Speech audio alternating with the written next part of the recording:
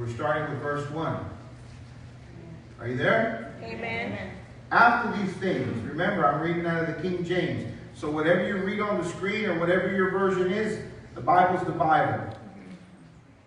Okay? Don't get distracted when I read words like thee and thou. Because thee means you and thou means you. It's all the same thing. After these things, Jesus showed himself again to the disciples at the Sea of Tiberias.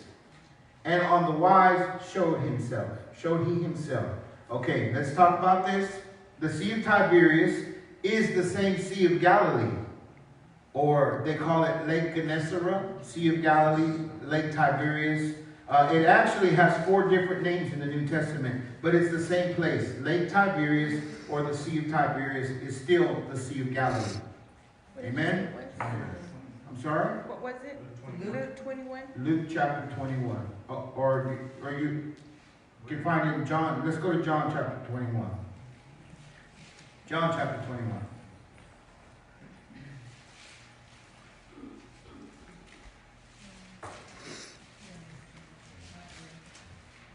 Okay, so we'll read it again. Yeah. Verse 1. John 21:1. Are you there? Amen. Okay, after these things, Jesus showed himself again to the disciples at the Sea of Tiberias. And on the wise showed he himself.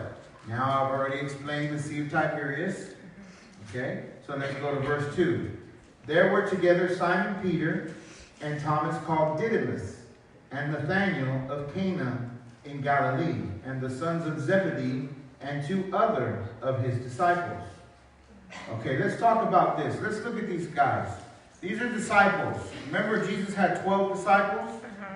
Okay, well, then he went down to 11 because Judas had committed suicide. Amen. So here in verse 2, we see Thomas. They called him Didymus because Didymus means twin. So they called him twin. Hey, twin. He had a twin brother. He had a twin. Well, I don't know if it's a brother or a sister, but he had a twin. So they called him Didymus. Hey, twin, come here. Hey, twin. So Thomas, called Didymus, means twin. Cana is the upper part of Galilee, where the Sea of Galilee is the lower part. So Nathanael is from the upper parts of Galilee. And then you have the sons of Zebedee, which are James and John. Sons of Zebedee, James and John. And 2 other disciples. See, the count of how many here is very important. So there's a total of 7 of them with Peter. So the 2 other disciples, we don't know which ones they were. They could have been Andrew, or they could have been a couple of the other ones. But the Bible doesn't tell us who the other 2 were. So Judas at this point, let's paint the picture. Judas at this point has committed suicide. That leaves 11.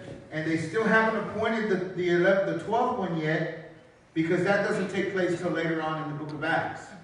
Amen? Amen. So these are 7 of the 11. Peter, Thomas, Nathanael, James and John, and 2 more. Okay? This gets very interesting. When you do a Greek word study,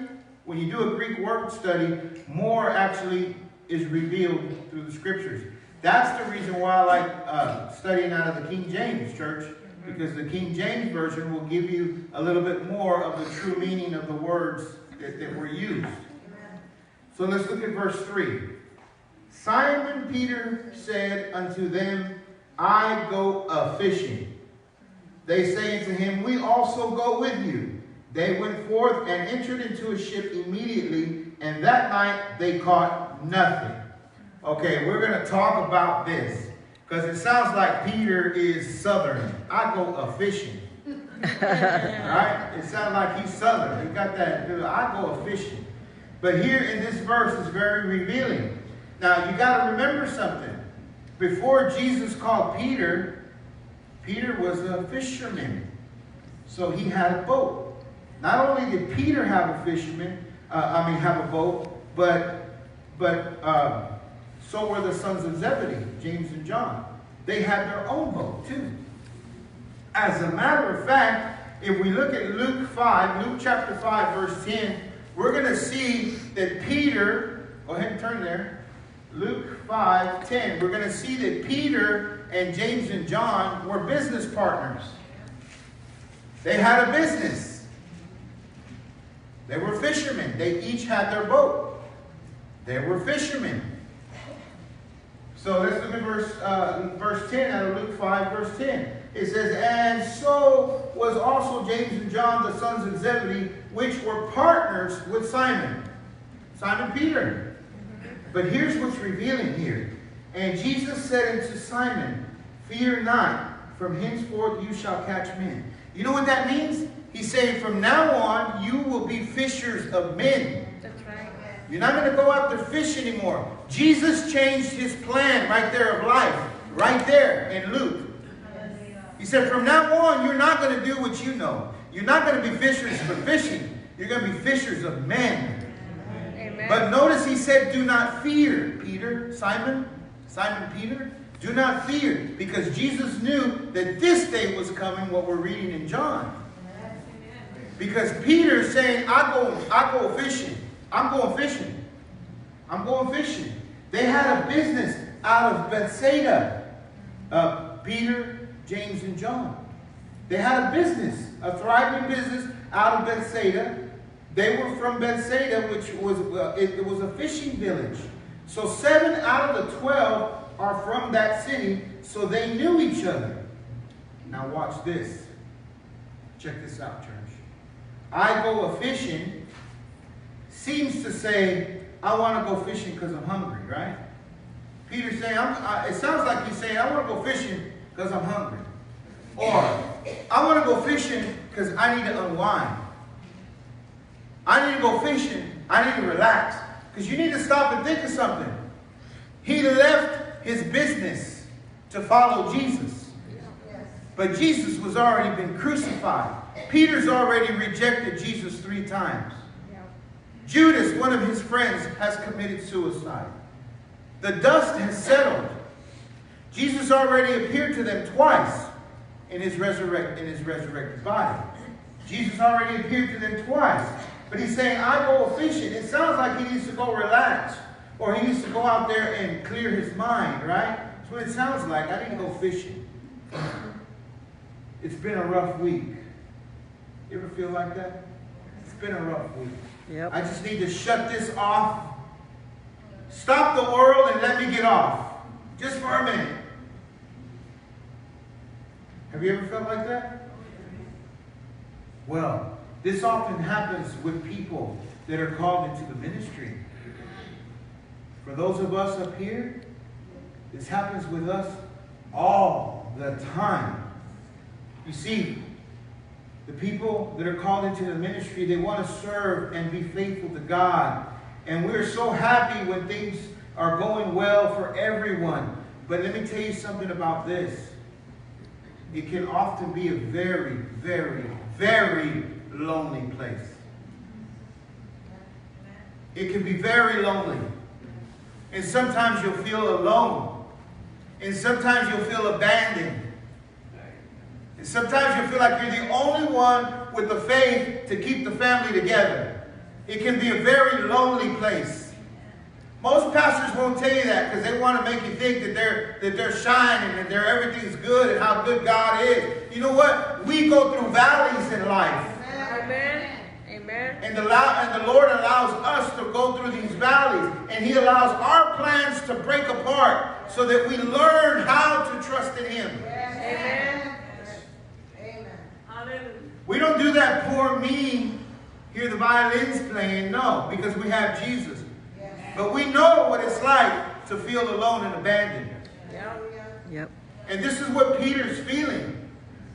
I left everything for Jesus and He's gone. What's the point? I'm going to go back to what I know. You see, Peter is feeling lost right now.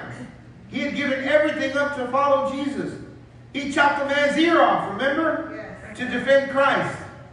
He closed his business. He shut his business and was away from his wife and his mother-in-law. And one of his close friends, Judas, had killed himself. So Peter also denied Christ 3 times. Peter experienced supernatural powers by walking on water. He saw God's power. Amen. He experienced it. He was one of us. Amen. And Jesus is resurrected, but he's gone. He said, I go a-fishing. Let me tell you what that means when you do the Greek word study. I go means hupago. I go. Hupago means to sink out of sight. One who departs from being the companion of another. Did you catch that? His heart departed from the ministry. He quit. He wants to quit. His heart is departing from the ministry. He was there when Jesus fed the 5,000. He walked on water towards Christ. He chopped a man's ear off for Christ. He wants to quit the ministry. Man, I can't tell you how often I've been there. He wants to quit. He's saying Jesus is gone. Judas is gone. Everybody's just gone. I'm going to go back to what I know. I quit. In his heart, he's saying, I quit. I give up. Man, I couldn't tell you in this position how tough it can be. Because people don't call you unless they want something. People call you with their needs and say, you know what? What are you going to do for me? Well, what's your problem? What's going on? Your problem is not my problem. My problem is to show you how Jesus can save you and redeem you. Or people expect you're having dinner with your family. People expect you to drop what you're doing and run to them. You can't always do that. And then you want to, but you can't. I can't tell you how often, how tough it is to be up here preaching and teaching the gospel because you're actually living it. Amen. You're one of the real people, Amen. Real God's people that are living it, and it can be tough. Amen. But when it comes down to it, you pray with them over the phone, you pray with them in person, you do what you got to do, but you don't quit. Amen. Hallelujah. But just like Peter, you feel alone. You feel abandoned. You feel like nobody really cares. Just like Jesus. Jesus would say, you don't come to me because you love me. You come to me to see what you can get.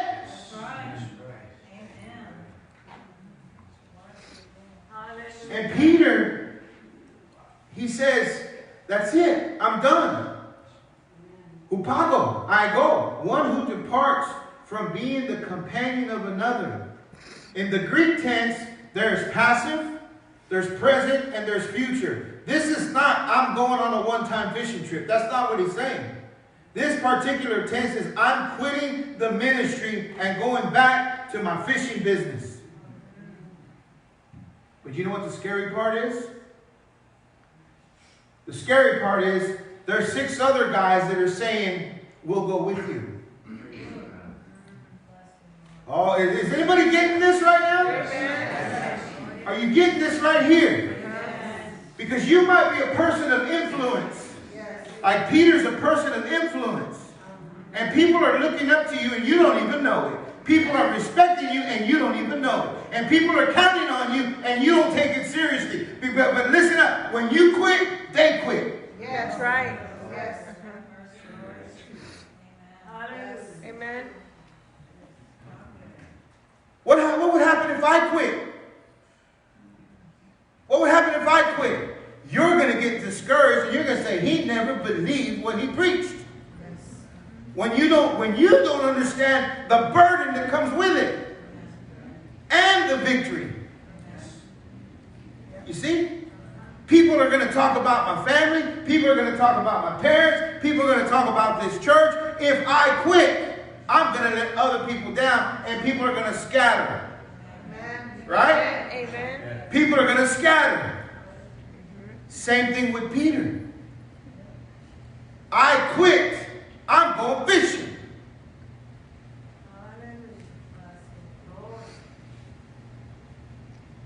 And the scariest part of all this is what I just said. 6 others said, we'll go with you. The Greek tense here is continuous. They're saying, we will partner up with you. It's continuous, as in, be ye continually filled. You got to be continuous. You got to continue. He's saying it's continuous. I'm going fishing. I'm going to continue fishing. This is where I'm going back to what I knew. They are saying, if you're leaving the ministry and going back to fishing, Peter, then that's what we know how to do too. Let's just go back to what we know. Let's go back to our business, our fishing business, Peter. They all felt lost. They all felt lost.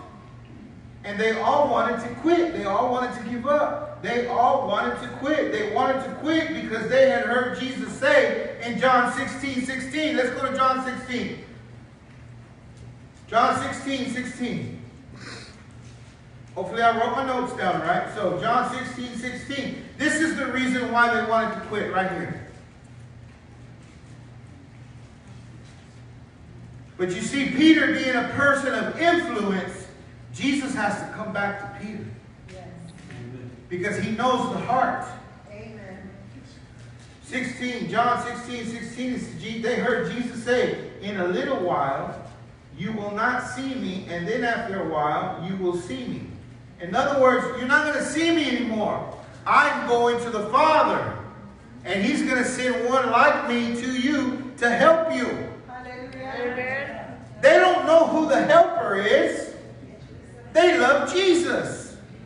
They give everything up to follow Jesus, not the helper. They don't know anything about the helper. They don't know nothing about the Holy Spirit. They know Jesus. Amen. They're missing Jesus. Have you ever felt like you miss Jesus? Amen. Amen. Have you ever felt so lost and so abandoned? You're like, Lord, are you even there? Do you even care? Maybe I'm the only one. But they quit because Jesus said, I'm going and you ain't going to see me no more. What do you mean? Take me with you. Where I go, you can't go yet. I go to prepare a place for you. Amen. Amen. Honor Jesus. Thank you, Lord. But look, God knows the heart. Amen. Peter's giving up in his heart. Peter is quitting in his heart.